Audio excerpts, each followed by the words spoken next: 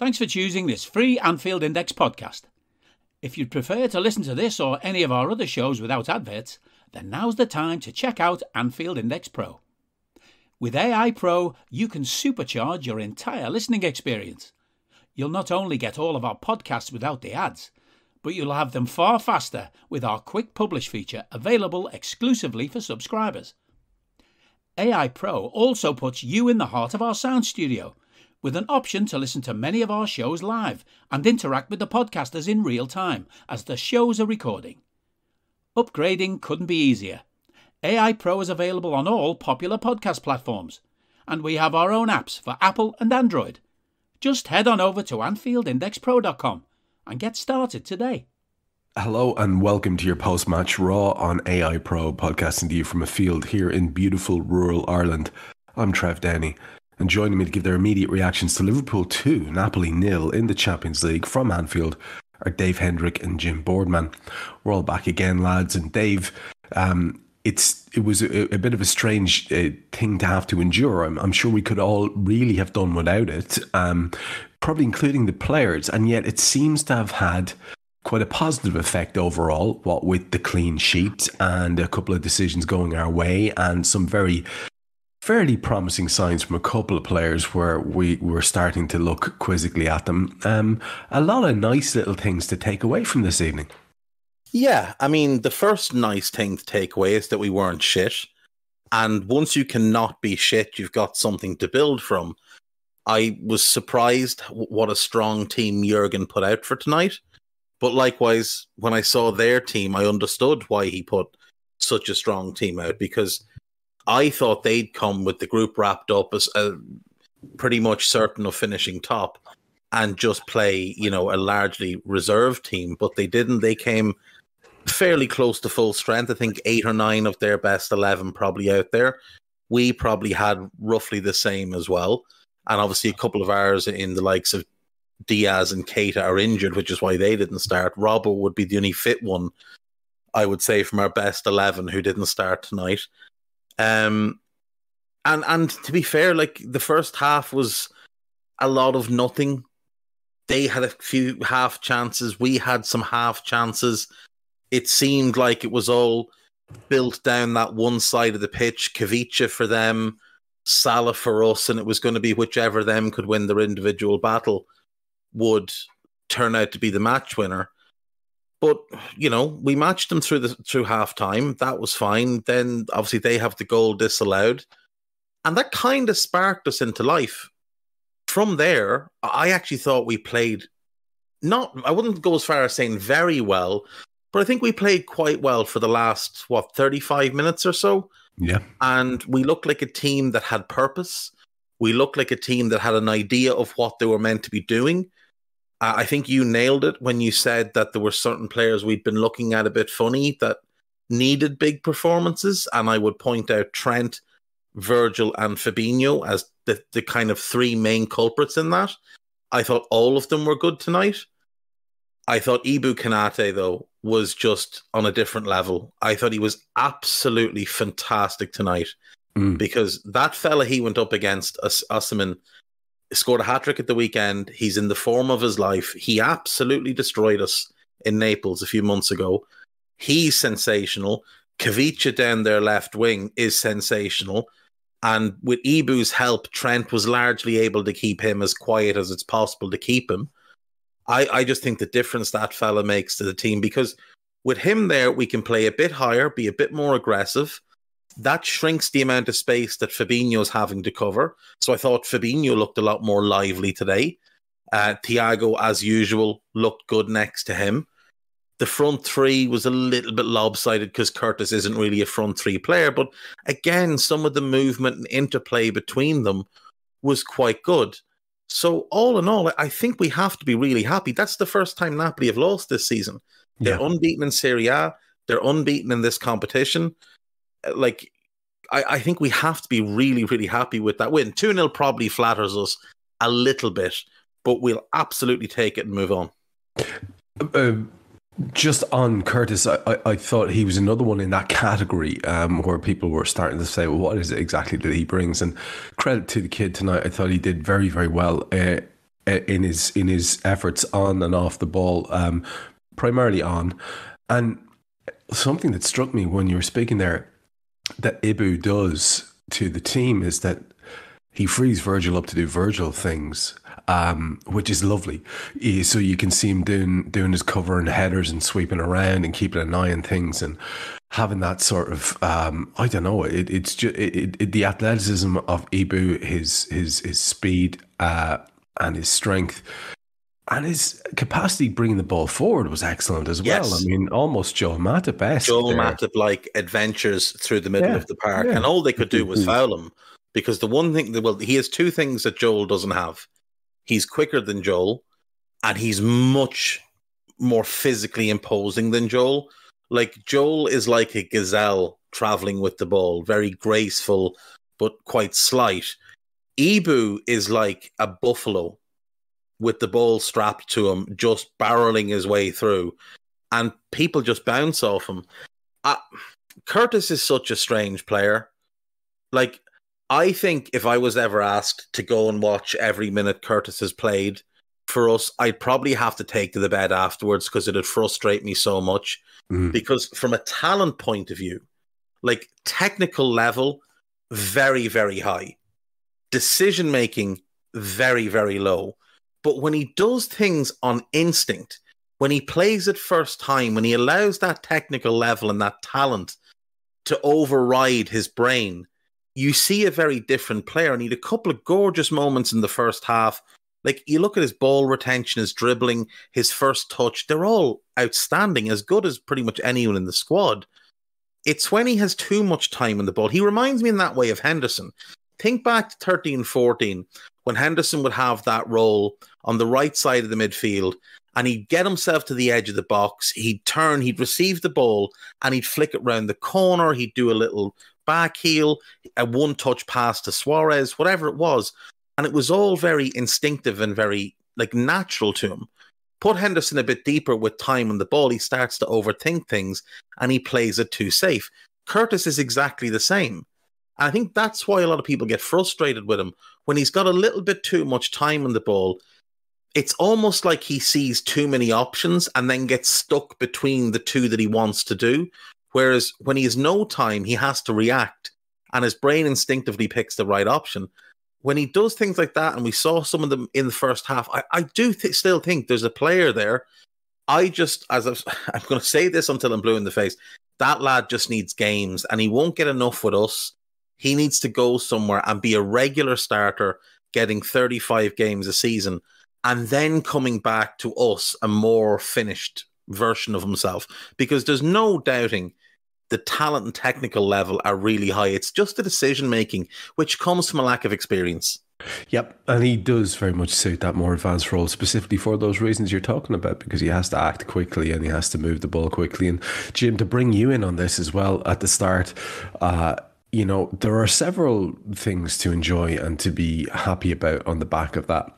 None more so maybe than the fact that we almost, there's a couple of 100 meters in it, matched Napoli in terms of running tonight, which, considering how badly outdone we were in that particular metric of effort against Nottingham Forest, it is a relief to see things back on track.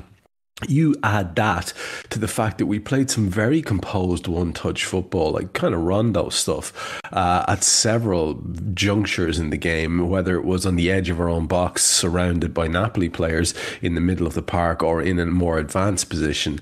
Obviously, it's almost always Thiago there, but again, Fab in those games, in this game tonight, was able to be far more like himself of old, and that's a wonderful thing. I think people are too quick to just write everything off, including the remainder of the season for individual players in their sort of excessive realism about what's possible in the league. So that in and of itself, the effort and the capacity to play football in tight spaces, these are things that I find myself being very reassured by, Jim, because it just reminds you that there is a team here. And I know we've had a couple of false dawns with that But, as players start coming back and we get out the far end of this World Cup break, you'd like to think that maybe something can be resurrected from this season yet. Yeah, you've got to be positive. You've got to try and be positive and look for the positives. And I don't think you have to look far tonight at all for them. It was, if I was going to be negative, I'd say, here we are again playing against one of the so-called bigger teams, and we find a performance like we did against City, for example. But I think that's a bit churlish, really, to start talking like that, because we reacted well to what happened at the weekend. Okay, we did last week as well, but this felt somehow different. I mean, this felt a much more assured performance from start to finish. Steve McManaman was trying to play the game down, that it was a bit of a dead rubber, but I don't think it was. I think the two lineups told you that both teams wanted to win this game, and although the chances of us winning 4-0 or whatever and going through as group leaders was not something to even sort of take seriously, it was highly unlikely.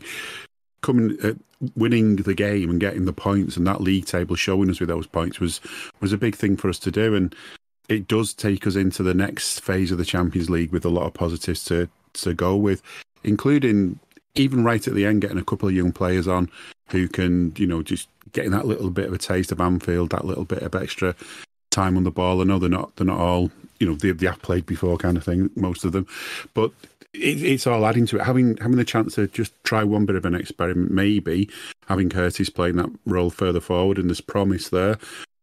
Yes, he probably should go on loan after Christmas if we can afford to send him on loan, if we've got enough fit players. But this was another one of these games that we keep getting as well, where as soon as you've got one game, a couple of days in between, then there's another one. At least now as well, we've got a bit of a gap, because we don't play till Sunday. So this is probably the longest gap we've had for a while. It's certainly the longest one we'll have until the World Cup. So it's good now. We can make the most of it and go back in and just look at what we got right. And we got a lot right, and we've talked a lot already, or you guys have already, about Konate and the difference he made. It's good to have him, that feeling, just that little bit more settled at the back four, a bit more confident.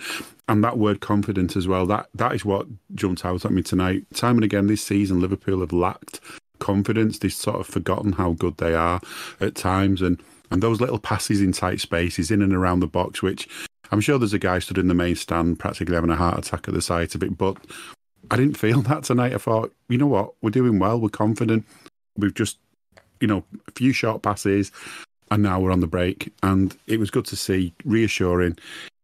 And yeah, can't count chickens yet, we can't say we're back or anything like that, but you know what, we've got hope. And, that's what we did tonight. We gave our fans hope and gave ourselves something to build on now with what's left of the season. There's just not so much what's left of the season, what's left of this bit of the season before the World Cup. Let's go and try and win the rest of these games and have that break to really come back and really see what we can do. Yeah, and what's left of the tattered confidence of the side. It's nice to see it being sort of bolstered a little bit by a competent display like that this evening. And at the end of the day, all anyone will see is that it's a 2-0 win. Actually, nearly half of what we would have needed to win the group, which is actually bananas when you think about it.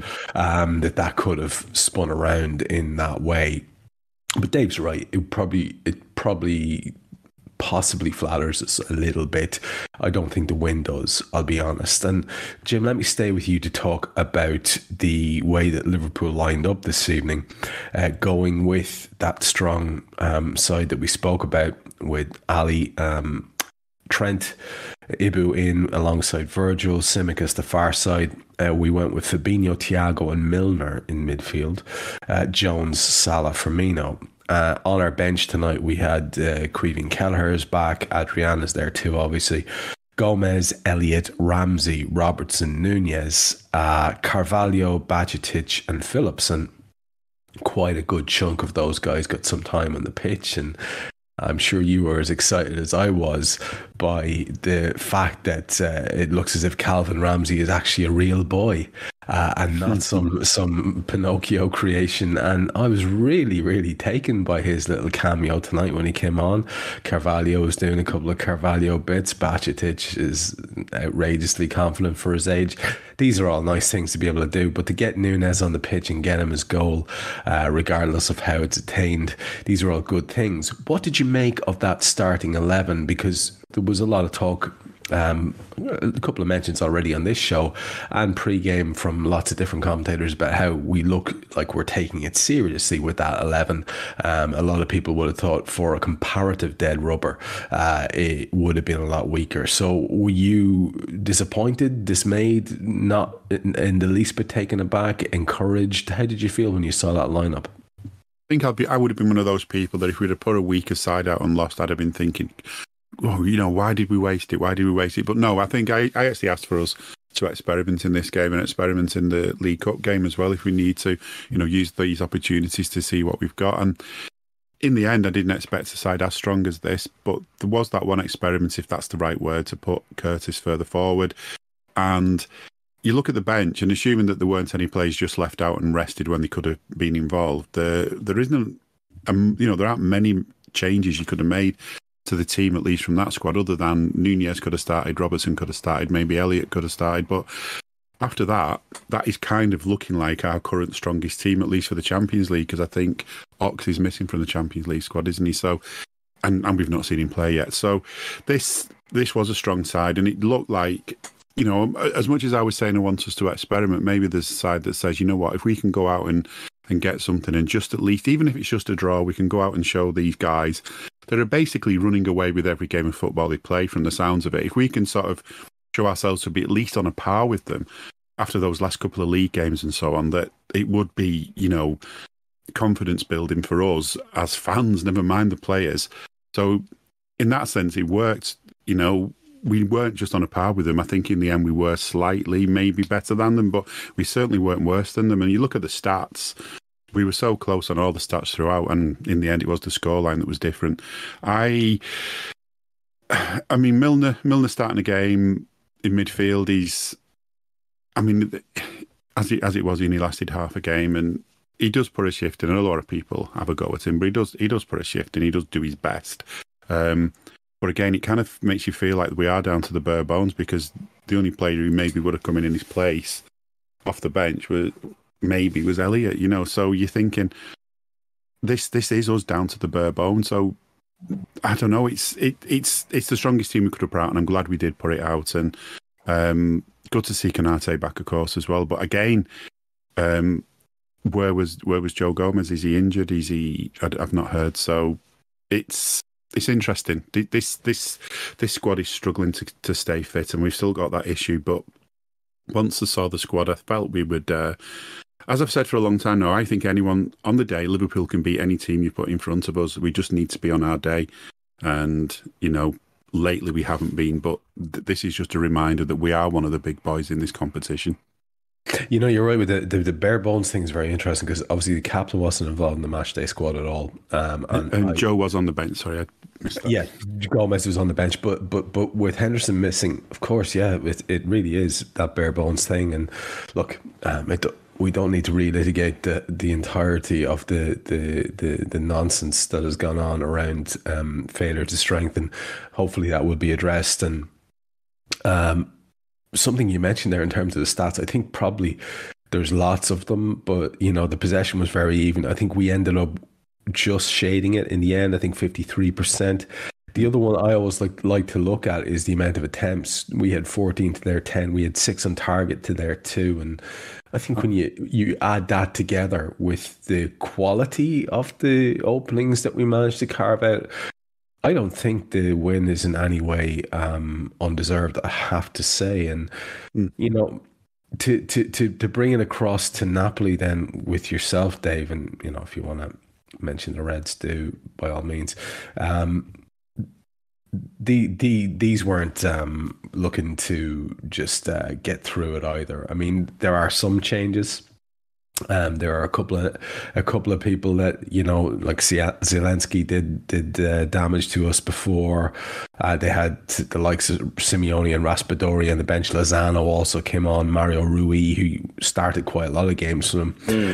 Elmas came on. Zanoli came on. Then they also had the bench filled out by Gaetano, Jesus, Sirigu, and Idasiak. But they began with Merit and goal. Di Lorenzo, you know, who just is like this sort of, I don't know, almost like a photo fit Italian right back. Ostergaard, Kim, who I was really impressed by, I have to say. Oliveira and Dombele, who we'll all be familiar with. Lobotka, who's, you know, a little barrel in the middle of the park there, putting in a few tackles and the like, and going over quite easily, like all of these lads do. Anguissa, obviously, we know Politano then as well. Assuming we've spoken about already, and Kvaratskhelia as well. Not his, yeah, absolutely. This is just exactly where I was going to go with this.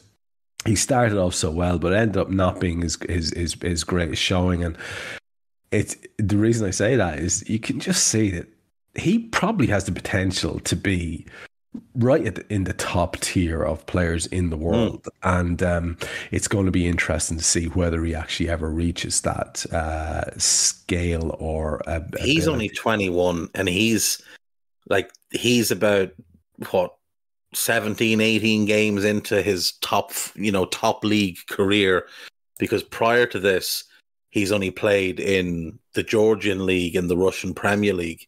So this is all new to him, and he's just taken to it as if it's the easiest thing in the world. But the thing with them is, you look at, you know, there's been so much talk about recruitment with Liverpool, but that club had arguably the best transfer window I've ever seen anyone have in the summer. So they let Insigne, Golem, and Dries Mertens and David Ospina, 4 important players, but 4 old players, leave on freeze. They sold Fabian Ruiz and they sold Koulibaly because they thought they'd gotten everything they could get out of those 2. They brought in, and Arkadiusz Milik had been on loan, and that got turned into a permanent deal. They brought in roughly 70 million from those sales. They bought Oliveira, the left back who started tonight, for 9 million. He'd been there on loan last season. They bought Zambo, who'd been there on loan last season, for 12 million. They bought Kavicha for 8 million. They bought Ostergaard, the centre-back who started tonight next to Kim, for 4.5 million, I think it was, from Brighton. He'd been at Coventry, he'd been at Stoke and at Genoa on loan. They bought Kim for around 15 million. They bought in Sirigu, vastly experienced goalkeeper, on a free. They got Giovanni Simeone on a loan with an option to buy, no obligation, and he's done well this season. They got Ndombele on a loan with no obligation to buy, but an option for, I think, 30 million euro, which is half what Spurs paid. And they got Raspadori on loan with an obligation to buy next summer. So they brought in 8 players, 7 of whom have played a lot this season. Sirigu's the only one who hasn't, and made a significant profit. Even when you factor in the obligation on Raspadori and the option on Simeone, they made a profit this summer. And they're 6 points clear at the top of Serie A. Unbeaten and strolling away with the league. They've strolled through this Champions League game, or this Champions League group. Like in tonight's game, you felt like they could go through the gears if they wanted, but you knew we also had more to give. It was almost like neither team wanted to overextend themselves, and there was little flashes of what they could do and little flashes of what we could do. But I mean, with that Napoli team, you're looking at a team that's very well coached. I wouldn't be the biggest Spalletti fan, but I'd never deny he's a good coach. He sets his team up. I was just going to ask you about that. When you think about what that guy's done over the years, I mean, he's been to the forefront in top level football for quite a bit now. Successful times or semi-successful times at Roma, and you know, taking on Napoli, who are the perennial sort of like just bridesmaids. 100%. They had the Diego era, and that was it. That was it. They've won all their trophies around that time, apart from some cups. But they won all the big trophies they won. They won their one European trophy when Maradona was there, 2 Serie A titles. I can remember when he was there. And that was absolutely miraculous. And by the way, if you've never seen, I think we've mentioned this before, me and you, but if people have never seen the Asif Kapadia movie of Diego Maradona, it focuses on his time with Napoli, and it's one of the greatest documentaries I've seen. And like, I'm not blowing smoke up Asif's hole. I know he does. We chat to each other occasionally on Twitter. I know he follows what we do here, but like, realistically speaking, it's one of the best sports documentaries you're going to see, especially when he's using so much old footage, and it is old footage. That's the best part of it. And it's the way he tells that story that is must watch for everybody. 100%. Like, I could not recommend that enough. And you realize what a absolutely bananas, and it could only have been done by Diego Maradona, achievement it was for them to win that. So you bring it full circle back to what we're talking about here. And they have a right chance this year, Dave. They have a right chance to go and win that league, because there's probably not a better team than them if they can keep that unit together. And what I like about the way tonight went for us, just to kind of start segueing into the details of the match, is that, like, you know what, to be fair, it was a timely reminder to everybody who might have been having a little sneer and a little snigger. I've noticed the excessively large amount of sneering and snickering that goes on because it's us at Kloppo and at the players and at everybody else. That we're not to be messed about with in this competition, and we can turn in a performance as good as anyone when we're on it. And again, like I say, this competition remains our source of hope as we go into the second half of the season. And look, I mean, we'll talk again about the individuals. Just to finish up on them, the thing to note with that Napoli team is they've got great depth.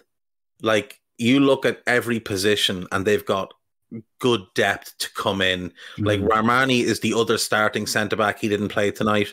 Ostergaard came in for him, but he's back in, which puts Ostergaard as a backup. It's a very good backup to have. They've got Mario Rui who come in at left back. In midfield, you've got Elmas. Zielinski would normally start and Ndombele wouldn't. So Ndombele and Elmas is really good depth to have there, along with Diego De May. And in attack, you've got Lozano, you've got Simeone, and you've got Raspadori. Like, there's very few teams that can match their depth. I don't just think they're a threat to win Serie A. I think they're a threat to do damage in the knockout phase of the Champions League, because they remind me a lot of us from 5 years ago, that 17-18 upstart version of Liverpool, who had a real confidence and swagger about themselves. And especially when we added Van Dijk, and we had that ability to go out and just run teams off the pitch. And obviously we followed that up the next year. I don't think they'll win it, but right now I'm not sure there's a better team in Europe than them. They are playing some of the best football around. They've got real belief in themselves. And what I really like about them is how clever they are. Tonight during that game, I tweeted out, they're more intelligent than we are at managing a game. Because now, obviously, we win the game with 2 late goals, but watch that game up until the substitutions start getting made. Not the Milner one, because that was a freak injury, but the later substitutions. Every time we attack and they take the ball off us, we don't know what they're going to do, because oftentimes they'll spring a counter and we have to chase back. But sometimes what they do is, if we had a couple of minutes of pressure, they'd win the ball back and almost fake like they were going to counter. And then one of their players would put their body between the ball and one of our lads and stop running, and just let our lad run into him and fall over on the ground and win a free kick. And the referee started buying into that really early, and giving them free kicks galore. And that meant that they were able to just knock us out of any little bit of rhythm that we started to get going for big chunks of the game. Now, we figured it out as the game went on and got a bit smarter about it. But I do think there's something with that team. There's something in the water with that team this year where I'd be surprised if they don't win Serie A. As things stand, 6 points clear, great squad, good manager, really well coached, a real belief in themselves. And the spine is so impressive. The goalkeeper's good. The two centre-backs are good. There's a good midfield, and the attack is mind-blowing when it clicks. Didn't quite click tonight, but when it does, we saw what it does in Naples. I mean, it tore us apart. So yeah, they're really good, and I think we're good as we know we're a really good team. We know we are, and I said a couple of weeks ago, the blueprint we showed against City, we can translate that into games in the Champions League, and we can go and win this competition. It'll take a bit of addition in January, but we can win this competition. That is my profoundest hope, Dave. And Jim, I'm going to do something a bit weird here, I think. I think I'm going to blitz through the entirety of the first half. I've got literally one page. Yeah, I've got 1 page of pages notes here on the old computer. So I'm just going to rip through it, and then I'm going to ask you to pick out whatever it is you want to talk about and give Dave a chance to do the same. So in the early goings, what was encouraging for me was to see Thiago looking like Thiago, and then on 4 minutes there was a really good move. Trent with a nice ball into Mo. His through ball to Curtis was beautiful, and the kid sort of dinks a shot over the top from a very narrow angle. He's advancing towards goal, towards the left-hand post, just wide of it, and he's got nothing to aim at, really. Maybe a left footer, maybe a natural striker might have done better with the execution of it, but it's a good kind of move, and we looked like we had the potential to open them up with some nice interlinking play. Another move again on 7 minutes. Simica's cross was caught by the keeper. Ibu Konate may have gotten away with a little bit of a sly shove in the box on Kvaratskhelia on 9 minutes. One of the things I found hilarious from this shower of, like, I mean, we can talk all we like about this club and how they're doing and the history of them and all the rest of it. We also have to acknowledge that their fans, and certainly an element of their fans, are quite literally a terrible bunch of lads who like to stab people in the buttocks as they pass in a strange and ancient and very, very upsetting custom, and they're not great fellas at all. And when you hear opposition fans chanting in English, which is not their natural language, obviously, "Fuck you, Liverpool," as they whistle at all our possession play, let's just say it leaves you nicely primed to dislike them and any of their messing from here on in. There was a decent move in 17 minutes, which ended with an in-swinging cross from Mo Salah. It was more of a cross shot. Nobody got anywhere near it. A half-decent move with a Milner cut back on 25. Again, nothing came from it. A chance after some good work by the Georgian winger, and then he pulls it back for Ndombele, who has an effort on 27 minutes. They're one of the half that was on target, saved by Ali. It wasn't a great shot, and the keeper did well, but still, again, just comfortable enough for him. 28 minutes. Thiago has a shot from distance, another great move actually, which ended up with Thiago taking a pot from around the edge of the box, which is a nice angled shot. The keeper did well to save it.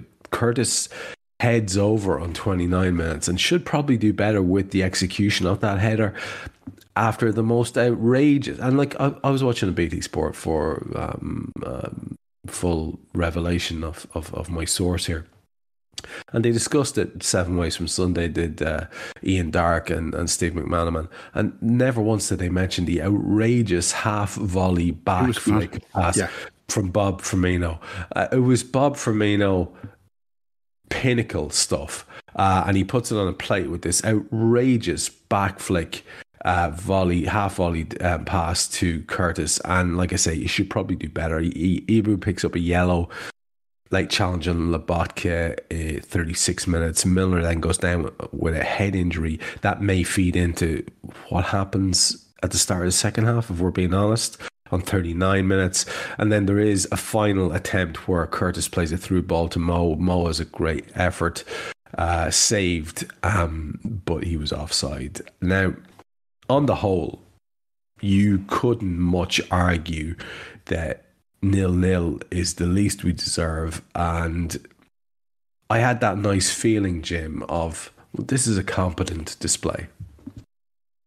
It was competent. It was. I mean, I think that at half time, I thought there's not a lot happened. It's not been the most exciting game for the whole first of the 45 minutes, but there were just those moments of excitement. That from Bobby, where he's got his no look backwards volley. That's his new thing. Maybe that was sublime, and he still does that, doesn't he? He still does these little moments of magic that we just sort of all drool over, which obviously BT Sport maybe don't get to see on their monitors, but. It was just that whole sort of way we were being so cohesive again and just moving ourselves around the pitch so well, and in both ways though as well. We weren't sort of leaving big gaps open at the back because we were so busy focusing on going forward, and we were at the same time we weren't so worried about leaving holes at the back that we weren't getting anything meaningful done forward. There were still some moments where the passes were a bit long and a bit just off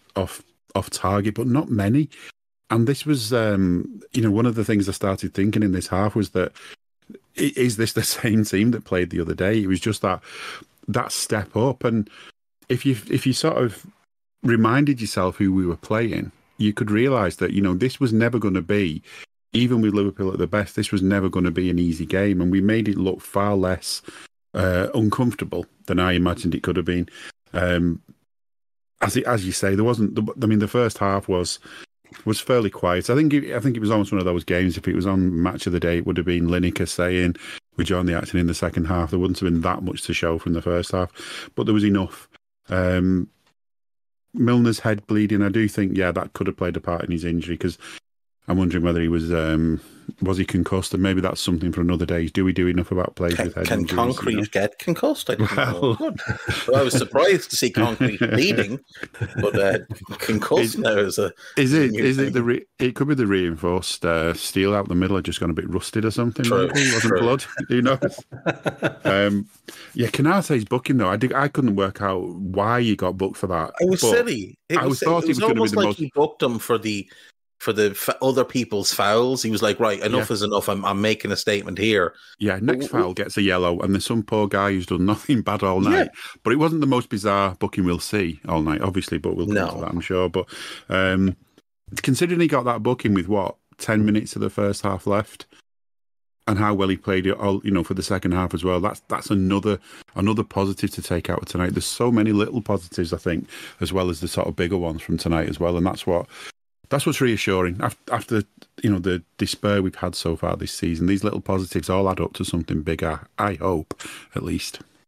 Dave, anything you want to say about that first half? Any particular incident you want to zero in on, or do you want to just move swiftly to second? The only thing I'd say is I think it's a little harsh to say Curtis should do better from the header, because I don't think he expected the ball to come anywhere near him. And he had to react really quickly and jump sort of around and past a defender. I think he did well to just get power on it and direct it well. I know it went over, but I don't think he could have done much better. He's not exactly someone we know for his heading prowess anyway. But just the thing that stuck to me in that first half was that the defence looked composed, and they looked sure of themselves, and they looked like a proper unit. That Virgil-Ibu partnership just looked monstrous, absolutely monstrous. And I think it fed into the fullback, so I both had good games tonight. Are you that person who has everything? The coolest merch and those must-have fan threads? Well, over at our Anfield Index shop, we've gone that extra mile when it comes to pimping up your Liverpool collection. From our popular range of bespoke design t-shirts, sweaters, hoodies and hats, to our signature edition mugs, prints and coasters, all provided with fast worldwide shipping. We have something for every red. We also stock official LFC merchandise and are licensed with the Premier League and UEFA to sell official iron-on shirt badges and sleeve patches. As a listener to this podcast, you can get 10% off everything with coupon code AIPRO10. Just head over to AnfieldIndex.shop or find us on Etsy by searching for Anfield Index. Yeah, the only thing I'd say to you, Dave, about your take there is that backing me up is the monstrous football intellect that is Michael Owen, who agreed with me that he should probably have done better. And to be fair to little Mick, he was chatting about how, you know, it should have been probably a header angled downwards, but I totally take your point that... You know what, though? Just after that, there was a thing with Jones where he just sort of kept hold of the ball when he was being surrounded by defenders and got the ball, you know, kept hold of it, got round the defenders and put a good ball through. And that was like probably a minute after the chance that he'd missed. And that, to me, again, when we're talking about confidence, that's the sort of thing that a confident player does. You know, they don't let themselves be down about something that's just happened. And that, again, is another one of those little positives that I saw tonight. You can often take confidence from a miss, though, Jim. Like, he did really well to get on the end of that flick from Bobby. And I think just knowing that, like, after having a chance, that's a chance that I've had in this big game. Now I can start to show a bit more. And you're right, the little moment he had, he drew 3 of them. His ball retention, how quickly he moved the ball. Like, for a fella who's got to be 6'1", like Curtis is a tall boy, to just be able to maneuver the ball as quickly as he does, left foot, right foot, and get past them and put a dangerous ball in. I thought it was really, really good. Again, really instinctive, playing. That's the exciting player who joined. The exciting player who came into the team as a young. The guy who scored the goal against Everton a few years ago. That's that player. Absolutely. That 42nd minute through ball to Mo Salah, where you know, you could possibly say he should have delivered it a little bit earlier, but again, it's a little bit. Mo should have just held his run a bit more. Exactly. So you know, again, that's a good pass, and on a different day, he's got an assist under his belt because Mo finishes. So credit to the kid for his first half display, and I found it personally tremendously encouraging. After, you know, he was one of the ones who, you know, we're clearly going to need him, because I have no faith that we're going to be getting all these magical reinforcements that an awful lot of people seem to be so hopeful about. And, you know, the better he's doing, the better we are. And just to start the second half with yourself then, Dave, Milner does go down within a minute, and it's after a challenge, but it's not a challenge that looks like it could have hurt him. He puts his foot in. I saw the studs and the heel stick in the turf for a second, but he didn't look like a fella who was carrying, like when he went walking off, it was like a trudge, a heavy-legged trudge. It wasn't a lad who was protecting anything to do with his leg. And this is why I know the guys who are doing the commentary where I was watching it were wondering if it was linked to what happened in that first half, because basically he looked immediately at the sideline and went, no, this not right. And I'm wondering, is it just, was he seeing double or something like that? Because that's possibly would be an explanation for what seemed an entirely innocuous thing at the start of that second half. What was your take?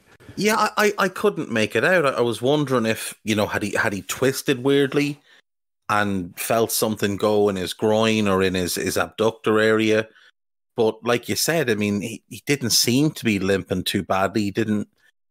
He just seemed to say to them, I can't do this anymore. I have to go off now.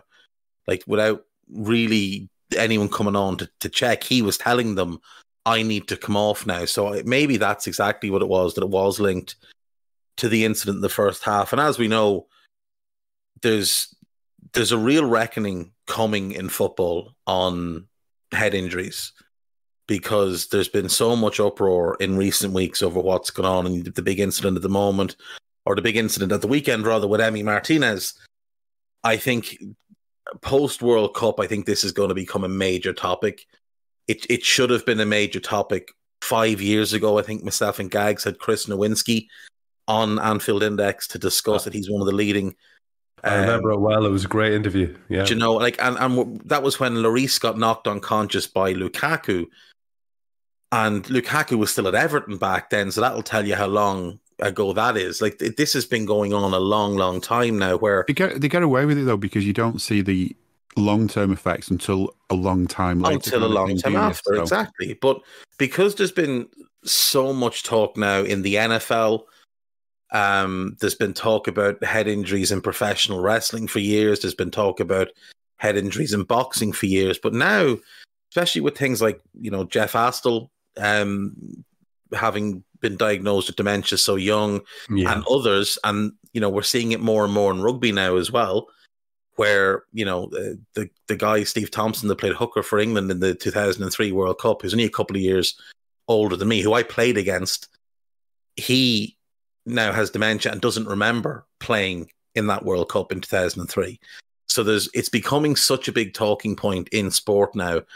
And I think it's going to have to become a bigger talking point in football, because like the worst person you can ask or allow to make a decision on whether or not they can stay on with a head injury is a footballer, because they're never going to say, no, I can't play anymore. Ever. Like, we need independent doctors at every game to make those decisions. And it should be them, not the coaching staff, not the managers, not the team's medical staff, and certainly not the players who make that decision. And when Milner got the bang on the head in the first half, that should be an automatic concussion substitution while he goes through a set of tests. And then that doctor makes the change. And if he can't continue, the team who've had the player with the head injury gets basically a free substitution. So it doesn't count against their quota of subs or anything. They're not getting punished for it. But the player's health has got to be put first. At some point, we have to start putting players' health first. 100%. And you can have all this faffing around about referees having to immediately blow up and all the rest of it. But if you don't have the follow through, if you don't have the experts on the sideline, then no. If you don't have, remember a few years ago when there was a player got a head injury, they didn't have to go off after treatment. Yeah, of course. Then that stopped, didn't it, for some reason.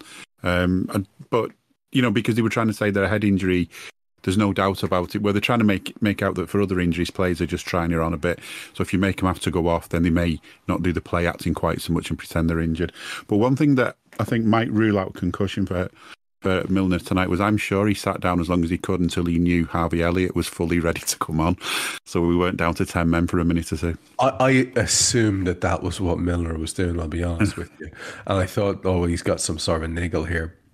And he's just absolutely... But then you saw Thiago kneeling in front of him, lads looking very concerned. And he's... As someone that's had a lot... I had a lot of concussions playing rugby. You'll often have to sit down because your equilibrium will go and you will lose your sense of balance, and it's either sit down or fall over. Yeah, and lads were worried about him, Dave. You could tell. Yeah, exactly. And like the thing is, we laugh about Milner, the old man of the team, but Milner is a young man. He's a young man with a young family, and he doesn't want to spend his 50s and 60s and 70s in a horrible situation where he's got some post-concussion hangover, like whether it be Alzheimer's or CTE or something like that. That's the last thing anybody should want for any of these players, that give us the joy that they do give us as footballers. Like, they give us the thing that we dedicate far too much of our lives to. So we should be, we as fans should be demanding that their health is looked after, because let's be honest, most clubs have absolutely zero morals and don't care, but they should care. They should care about footballers, and the likes of UEFA and FIFA and the FA and the Premier League and all that. They all need to get in on this and come up with real solutions, because it's becoming a near weekly thing now where there's a player has a head injury, is allowed to play on. And again, like, it could turn out that Milner has a groin pull, but the fact of the matter is he did suffer a head injury in the first half and was allowed to carry on after quite a brief check.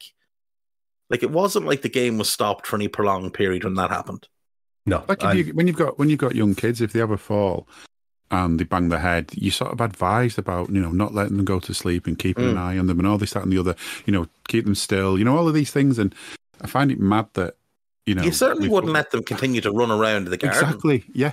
Sitting down, wherever, and that's the strange bit that I just don't get with football, that in this day and age, with all the science, sports science and medical stuff that's come into the game, we're not just throwing magic sponges onto players these days. There's a lot more going on now that we haven't yet come up with a solution for that. And I think it is just down to sort of old-fashionedness from the FA and FIFA and UEFA and all the old boys in these dusty corridors of football power who just hated the idea of having technology brought into the game, and now would hate the idea of a sub coming on but going off. A player being substituted and coming back on. It would just be alien to them. Yet other sports do it.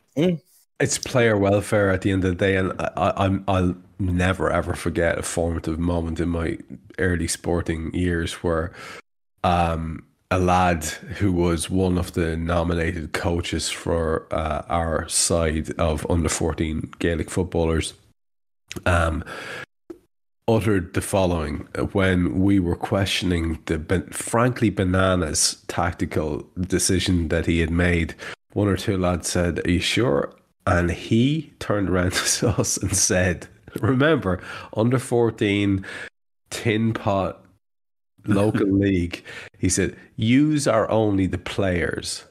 And it just gave me a real insight at that stage to really, what's going on here. Because in his head, he was some sort of fucking, borderline genius who was instigating something that we just had to implement as his pawns. Remarkable stuff. I want to acknowledge at this point that Nigel early on did say about Curtis that he does too much with the ball, doesn't seem to move it forward fast enough, tries to do all the tricks and gets him into trouble, and he finds that frustrating. That was an observation I just wanted to read. I do have two questions though that I want to put one each to each of you real quick. We won't spend too long on them, but they have come in. First one's from Justin. Dave, I'll ask you this one. Nunes chaos. Can that fire us through in the knockouts like Mo's goals did in 17-18? Can that have a similar impact in terms of a sort of a wild card advantage for us as a side? I think it can. I think it can be one of two big advantages that we have in the knockout phases. One is obviously Anfield. Anfield for knockout football in Europe is really, really special. And our record at Anfield in knockout European football is really special, especially under this manager. But the Darwin factor is very, very interesting because there's nobody like him. Like, you look around Europe and you see certain players, and Kavica tonight, he's one of them that can be a real chaos bringer when everything's flowing. We saw it in Naples. But Darwin's just different. Like, he comes on tonight. I think he's on the field 17 minutes. And he sets up the first goal with the header. He almost sets up Mo for another one. Makes Kim, who I thought was very impressive tonight. He was. And has been very impressive all season. Like, one of those few centre-backs that you'd look at and think, geez, he'd fit with us when you think of Ibu and Virgil, those big, monstrous centre-backs with that elite athleticism. Like, that guy was matching Mo in sprints tonight. And yet, Darwin came on, made him look flat-footed and burst past him, almost sets up Mo. And then, obviously, scores and also has time to get booked. And he seemed to get booked because Virgil ran into somebody and the referee booked Darwin, who'd been kind of wrestling with the fella who'd fallen flat on his face. I just think because I've said this to you before, Trev, there's moments you watch him play and you think, I wonder what he was trying there. And then you realize it's a waste of a thought exercise because he probably doesn't know at times what he's actually trying. Yeah. And if he doesn't know, how is anyone else meant to know? But our players seem to be finding more of a wavelength with him, joining in the madness. I do think he can make a big impact in the knockout phases with his pace. He allows us to stretch the field. He gives us the over-the-top threat. He's got the physicality. He has a great nose for a goal, as we're seeing more and more often. Yeah, that's a perfect poacher's goal tonight. Tap in on the line, absolutely brilliant. And you can see the technical side is just starting to smooth out a little bit from where he was in the first couple of games where things were bouncing off him and the first touch was a bit of a trampoline and the second touch was a tackle, and now the first touch is more assured. He's more aware of his surroundings. He's picking the good option with his layoff passes. He's turning and he's gone. I do. I think he can have a big impact, and whether it's as a starter or off the bench, he's going to hurt teams in those knockout phases for sure. He gives us something we haven't had previously. That little VAR call as well, what it does is it takes away one little bit more, 5% more of the bull in the China shop version of Darwin, and allows him to feel a bit more composed because he's contributing that bit more, and it's exciting.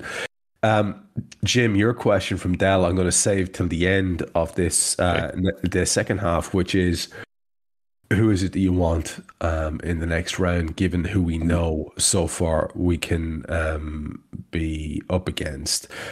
He says excluding Porto, which...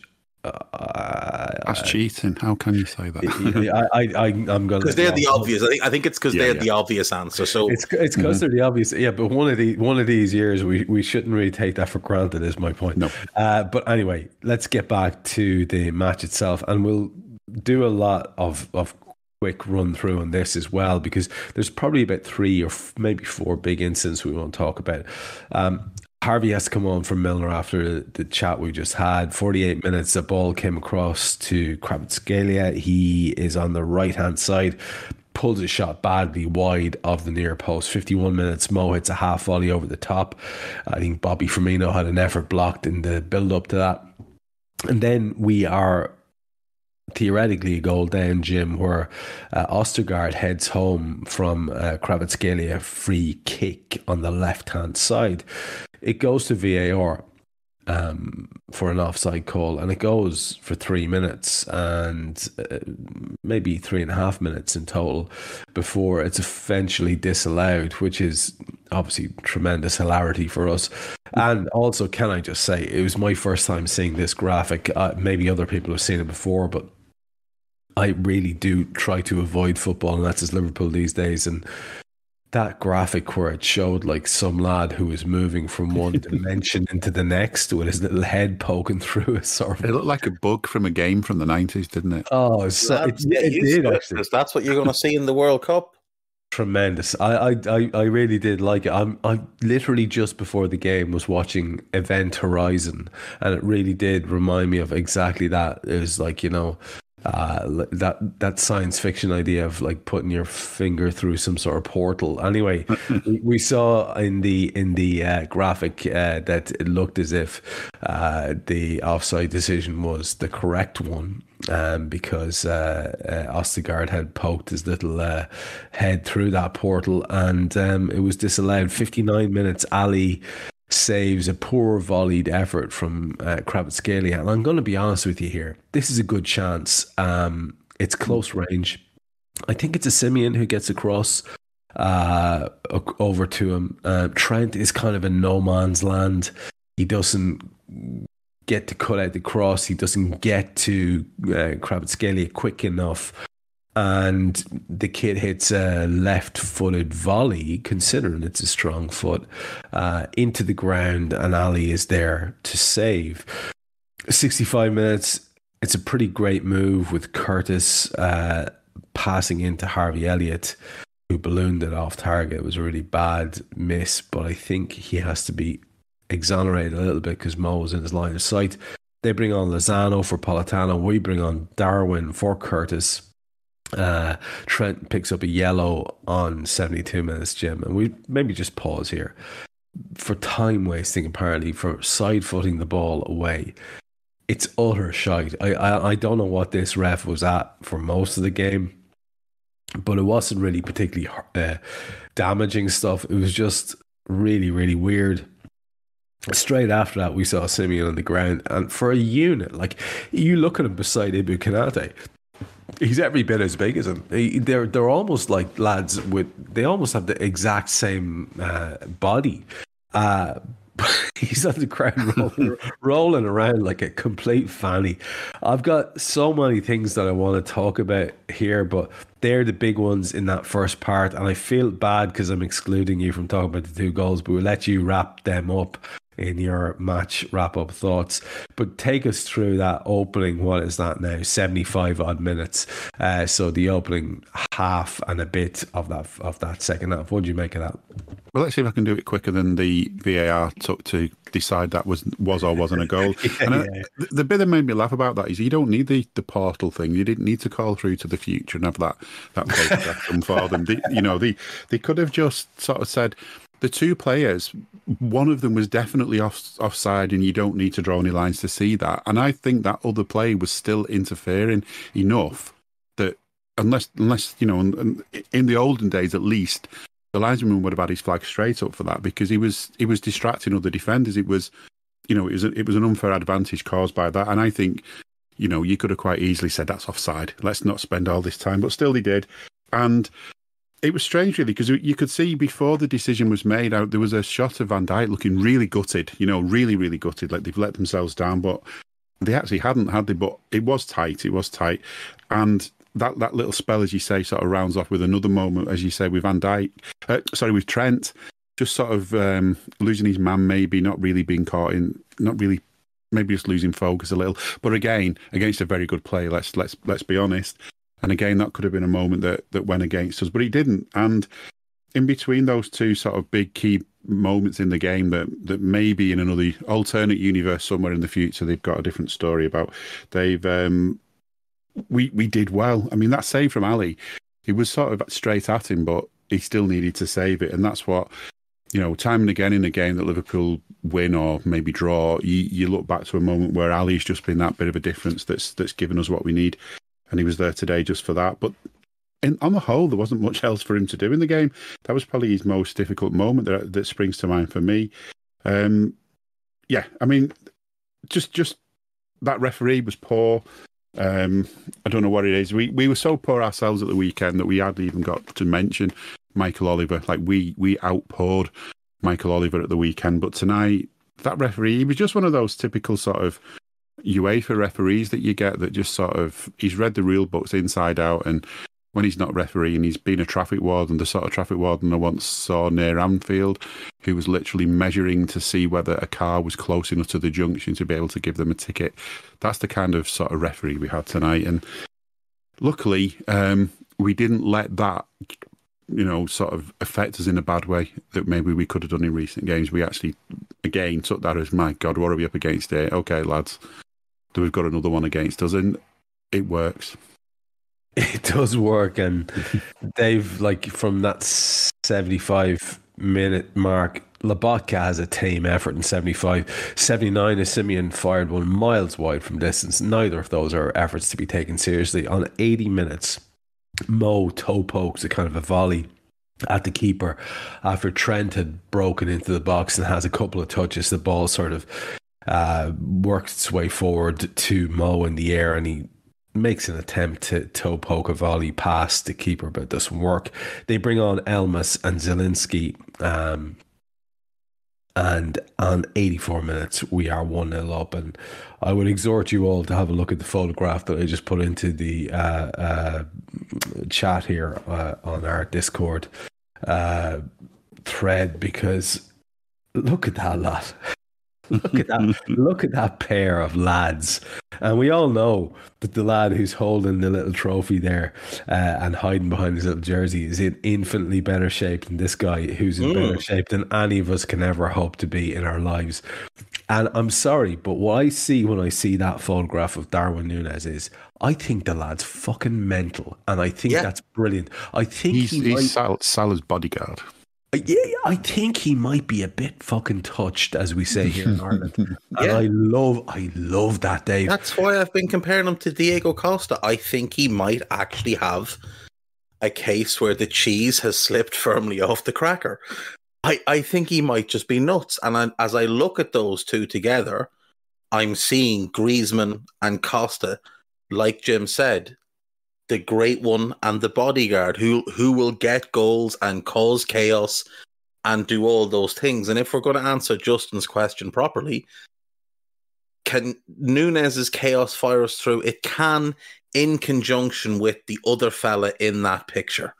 If 100%. That other fella is anywhere close to his best, those two as a pair can win any trophy. Yeah, and when the other lunatic that plays on the left wing gets fit and is back after the World Cup. Oh, Jesus. Well, all of a sudden, everybody's in trouble. Because if you don't think he's coming back with something to prove, you're mistaken. And remember as well, you're going to get a very pissed off Diogo Jota who arrives back having missed the World Cup. Yeah.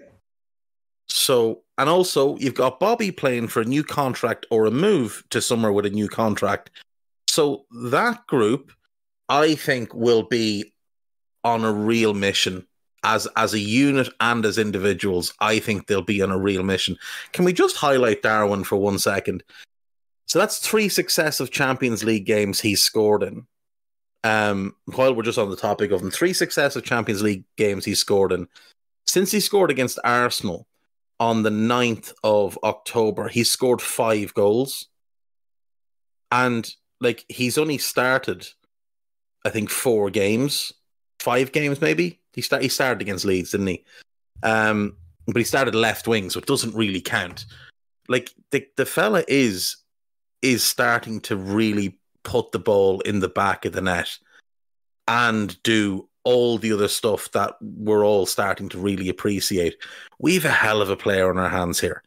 7 goals in about 750 minutes, including the Community Shield, is amazing. Just thinking, especially as well, if we've got a good defence like we had tonight, and he's not going to spend as much time tracking back and doing their jobs for them. Exactly. And if they can stay fit, stay focused, and play like they did tonight, like they did against City, that is a pairing that can bring us an awful long way. Now, the 2 goals that actually win it for us come on 84 and like basically the goal was awarded on 99. I think it pretty much happened in the 96th into the 97th minute. So it's right at the death regardless. 7 minutes of injury time. I have no idea. I mean, God bless this lad. I don't know where he came up with that. I know the Milner stoppage would have been there for a bit, but like big part of it. The first goal took 3 minutes, didn't it, for the VAR? So that the disallowed goal. That was the other half. Yeah. I forgot about that. Was in this half. Okay, that makes all the sense then. Fair play. Can we just say, was anyone else really confused when they scored a goal from a set piece? Because I genuinely don't remember, and if anyone can give me an answer, I'd really appreciate.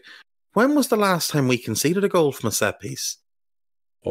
Since we signed Virgil, we just don't concede goals from set pieces.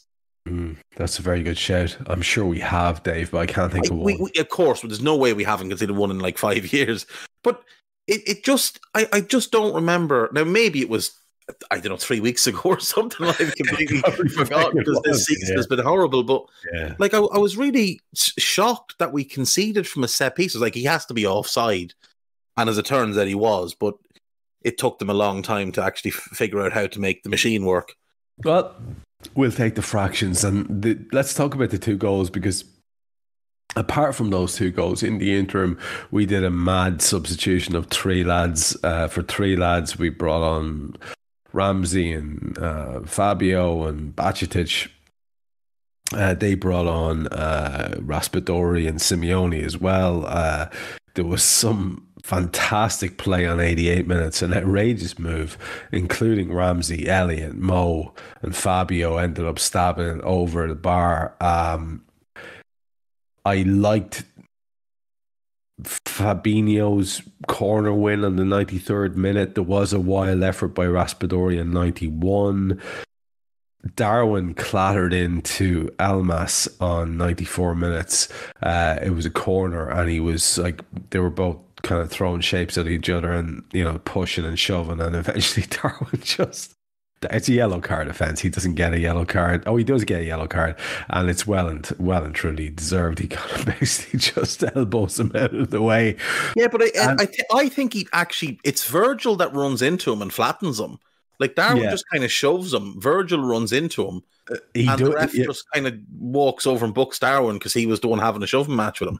But Darwin, if you look at it again, Dave, you see he gives him a kind of a close He gives line. him a little Uruguayan clip around the ear. Trev, we've discussed this before. Myself and yourself went to schools where that was considered a friendly little bit of encouragement. 100%. But in the modern day game, you can't really forearm a lad in the head. So that as far as I'm concerned, that was pretty much. Oh, there was a fantastic carry by Mo Salah on 95 minutes that led to a corner. And that brings us to the second goal. But those moments are sandwiched by our two goals. And the first one is the one that puts us 1-0 up on 84, where Mo Salah pokes home from about a yard out. Darwin Núñez is the guy who gets the header from a Simicas cross. A corner, excuse me. And to be fair, you look at the replay and like, it's nearly over the line from Darwin's effort. Like it's one of those things where you'd be just so gutted that it wasn't given to you. And in the old days, I think it would have been considered a goal, but it wasn't quite 100% over the line. And then Mo forces it over with his toe poke from about from about a yard out. And then the second goal is, like I say, awarded on the 99th minute, probably scored on the 97th or the very death. Again, it's that carry by Mo leads to a corner on 95 minutes.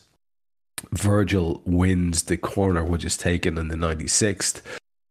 His effort again seems to cross the line just like Darwin's did, but Darwin is the one that taps it in. It goes to a VAR check and another 2 minutes and it's awarded. This is lovely, Jim. I mean, I have literally no qualms about saying that I think we fully deserve the win, and if 2-0 is a little bit of an extra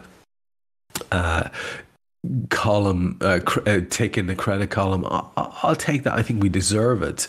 If people want to harp on the fact that there was a goal disallowed, again, I'll take it. I think we deserve it. We have had shit luck all season, Jim, and so when something might go in your favour, and especially because you're doing the right things and you've been playing well, you take that and you just go, well, that's just fucking normal. That's just karma. That's just exactly, Jim, what we deserve.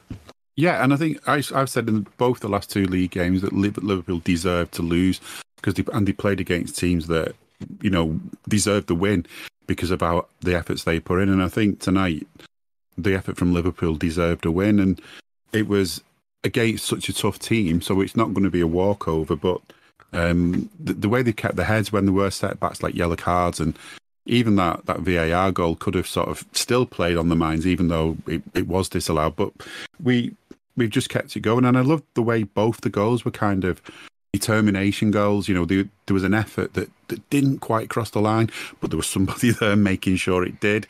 And in both cases, they went in, and that was the difference. And that's the kind of, you know, that sort of attitude of sort of picking up the scraps and, you know, just looking for things, just trying to create chances, having a go at goal. I think we spoke about it on a Raw not that long ago that, you know, just have a go at goal, just see what you can do, see if you can force a save, see if you can cause a slip up from a defender, and see if someone can just get in there and follow up on those mistakes. And that kind of thing is what happened with both the goals tonight in some ways, that determination is what we need now. We need to be determined to win games. We need to show the determination we've shown before, time and again. And it's, again, I keep saying about little positives tonight. They're the little positives I keep seeing. I wondered as well for their goal. I remember writing down at the time, was really miffed that I don't think it was a free kick anyway that led to their goal. It was, but it was one of those moments where Fab just sort of got drawn into, you know, being close enough to one of their players to fall over. I'm sure it wasn't really a free kick, but yeah, it was just again, the game could have been so different. You know, I'm just thinking that if that had been allowed and we'd have been looking back at that, we'd have been thinking, was it Fab's mistake? Was it dodgy refereeing? And it could have been the end of the world, but it wasn't. And I still think the way we played tonight and the attitude we showed, that even if that goal had stood, we'd have still come back and fought. And then the other thing I really loved is when we made those late changes, we're a goal up, and you think to yourself, well, you know what, we're winning here. Do we really want to sort of go ahead with that idea of bringing a load of young kids on at the end? Or should we just sort of stay with what we've got and just keep this at 1-0? And the exact opposite when they came on, because all of a sudden it was as if we'd stepped up again. It was as if we'd brought on some like superstars. It was just that energy that they brought on at the end, and the way that sort of fed into the rest of the team. And before you know, we've made it 2-0. So again, just so many positives from tonight, which I hope we can build on for the next game, because we need to. If we can beat Tottenham next weekend, then we've really sort of, we've really made a nice step in our little league campaign. The league campaign is not as important now as the Champions League, but we still need to go out there and win games. We need to get the practice in, because we're not playing in the Champions League now till February.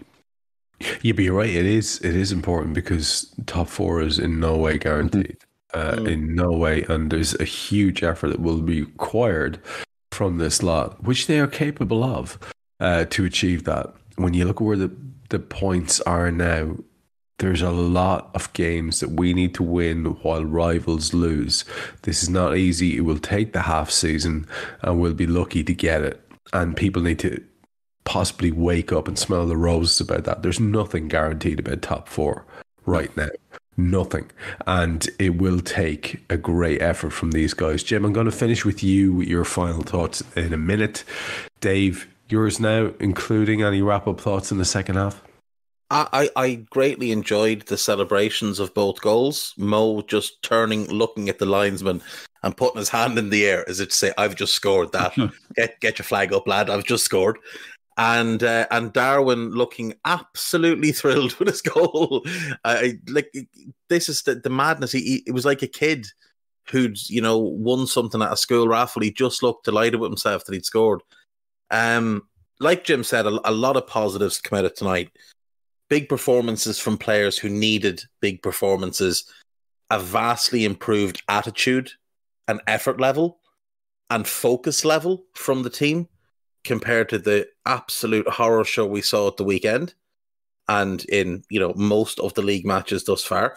That is now 5 wins in a row in the Champions League, which is very nice. After the first defeat in Naples, we've won 5 in a row. So that's a big positive that we can take into the knockout phases. And like Jim said, I thought the 3 lads that came on, I mean, Basetic, you can tell he fancies himself a little bit. Like, comes on, the socks around the ankles. He's like, as if someone took Thiago and stretched him out. Didn't have much of an opportunity to get on the ball, but, made a couple of good tackles, and his positioning, you can see, is quite naturally good, which is always a good sign for a young player. I thought Carvalho looked busy, lively, good movement, got himself in one great position just after coming on, just after we score, and probably should get a shot on target. I think it's either Elliott or Salah that feeds him, and he's got a little bit of space, and I don't think he realizes he has as much time as he does, and he sort of snatches at it. And I thought Ramsey did well. He looked confident on the ball. His touch was good. Played one lovely little backheel pass. Made a clever little run. Defensively, he dealt really well as the back postman on a cross from their right, our left. He let it come across his body and just made sure it went out of play. Gave them a corner, but there was a man coming round on his shoulder. We've seen Trent not deal with those before. So little things like that are very, very positive. And he looks quick. He looks big. I thought, I knew he was 5'11", 6 foot, but he looks like a big enough unit, which is good. And as you said earlier, Trev, it's nice to see that he is actually a real human being and not just some sort of money laundering that we've taken part in with Aberdeen.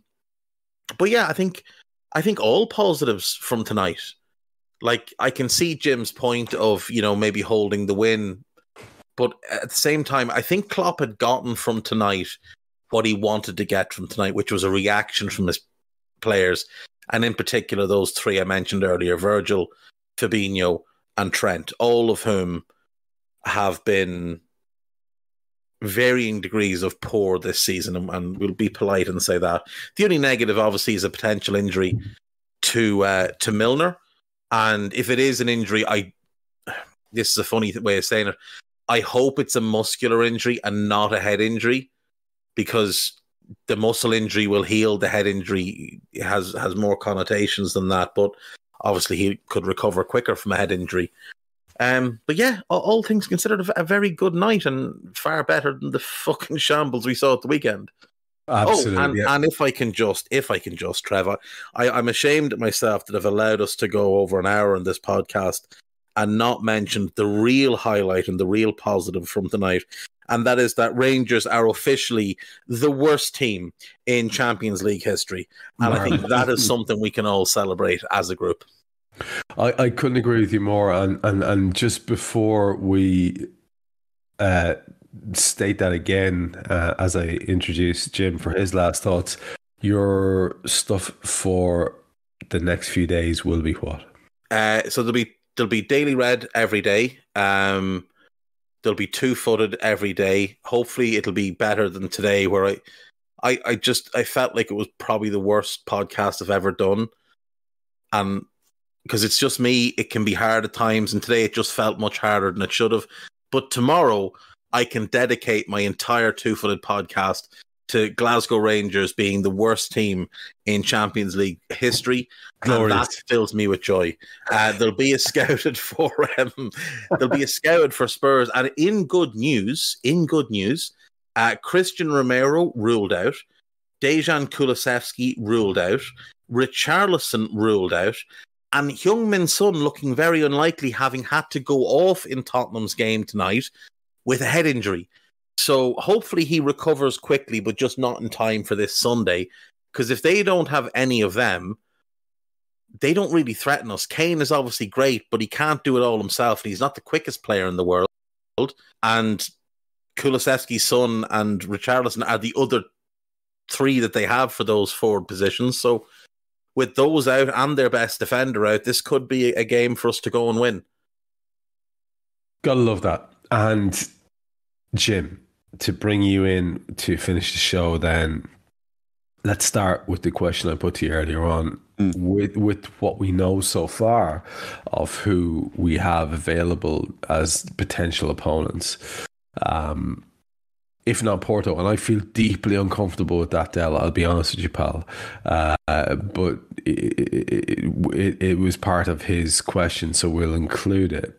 Who, if anyone, would you like to face in this next round? And I'll be honest with you, Jim, the reason I'm asking it to you in that way is that I remember we had the potential to face Real Madrid or whoever, and I found myself saying, I don't give a shit if it's the last 16 or if it's the last 8 or if it's the semi-finals or the final.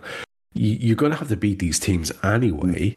And I kind of found myself leaning into let's just take on these fuckers, whoever they happen to be. And they were obviously the stronger opponents for, I think, the last 3 years in a row. But I fully get the other way of looking at it. I really do. I'm not an idiot. And obviously all I want is for Liverpool to win. So before we get your wrap-up thoughts on that specific question, where are you landing? Looking at who we could get, I mean, there's still obviously games to play. Definitely don't want Bayern the way they're playing. There's a remote chance of AC Milan maybe being opponents, but I don't think that's likely. Remote chance of Dortmund being opponents, but I doubt it because City look like they've won that group. I don't think that's going to change. Interestingly, PSG and Benfica could go either way. Either of those could, by the looks of it. PSG have to play Juve, which is a tougher game than Benfica against Maccabi. So yeah, and Juve are going to want to end with some kind of pride restored, aren't they? I think so. It's looking at all those teams, but I think looking at the group with Real Madrid and Leipzig, has everyone forgotten about Leipzig? Could they win the group? I feel it's unlikely. And in all honesty, if it does end up, I mean, I fancy a Group H game, Paris Saint-Germain or Benfica. I think, as much as that might sound like a tough battle, they're all tough battles. You've got to beat all these teams. I said earlier on that I think on the day Liverpool can beat anybody. And if one of those games that you're playing against them is at Anfield and, you know, proper European night, that proper feeling at Anfield that maybe we've not really had this season much in the Champions League. You don't tend to get it much in the group stages anyway. But, you know, New Year, Wednesday night at Anfield, you know, the ground is bouncing. I think we could teach either of those teams a lesson because I'm hoping, fingers crossed, that we're really, really on our game again by then. Yeah. So yeah, either of those two. If I have to pick one, I'd probably pick PSG just because I'd love that scalp. Yeah, agreed, man. I have to say that's the one that excites me as well. Just their defense isn't good either. Like, they're not, like, Troyes scored 3 goals against them at the weekend. Yeah. PSG have a brilliant front three, a hard-working midfield, and a defense that isn't really a defense. It's Marquinhos, a couple of wingers that got converted into fullbacks early in their careers, and a bunch of not very good centre-backs. There's also the idea of just beating the city that treated us so shitly a few months ago as well. That's another little reason I'd like to be. That is the reason. That is the reason. Lads, right when Lionel Messi is retired and he's sitting in a rocking chair in Argentina at the age of 75 and he's telling his great-grandkids about his career and how he was the greatest player that the world had ever seen, I want him to grimace when he thinks of Anfield. I want his grandchildren running into their granny and saying, "Grandad's cursing again," because he's there going, "Fucking Liverpool." Grandad, what does corner taking quickly mean? And at that point, as he moves through a portal to try and escape it. Jim, finish us with your event horizon, will you? Of your final thoughts and anything you've got coming up for folks to listen to over the next while. Yeah, just final thoughts. Really, just repeating what I said all through tonight. Really, just so many good positives from tonight that we really, really, really have to build on. We have to take those positives and we have to remind ourselves. You know, we are a good team. We've got some good players. We are a little bit down to the bare bones at the moment, and that's not something that we can address right now anyway. So we've got to go ahead with what we've got and do the best we can with what we've got. And just lovely seeing players starting to come back and come into their own. Hopefully, you know, the only injury from tonight is Milner, and hopefully, as Dave says, it's not something horrendous. It's something that he'll be back from without any long-term damage. It's good. We won. We won in Europe. That's our competition. The European Cup is our competition. Old Big Ears. It's so much a part of our history, and it's just so good that we're in that. You know, we'd already done the job to get into the next phase, but you know what? We ended on a high. We're on a bit of an unbeaten run in the competition as well, which hopefully we can keep going for the rest of it. As far as my stuff's concerned, well, Jay and I did a Scouse of Tommy's at the weekend. It's worth having a listen because we didn't just talk about the our hopes of a new positive era, but we thought we'd do better against Leeds. But it's worth a listen. We don't just talk about Leeds. And first one with Tony Evans, we recorded that yesterday. That's just come out today, I believe. Tony and I talking about the whole stuff about Scouse Not English, about why are Hillsborough chants coming back again so strongly. Why do people think it's fun to sing things like Sign On, especially when maybe if they have a look around their own cities, they can see that it's not that great.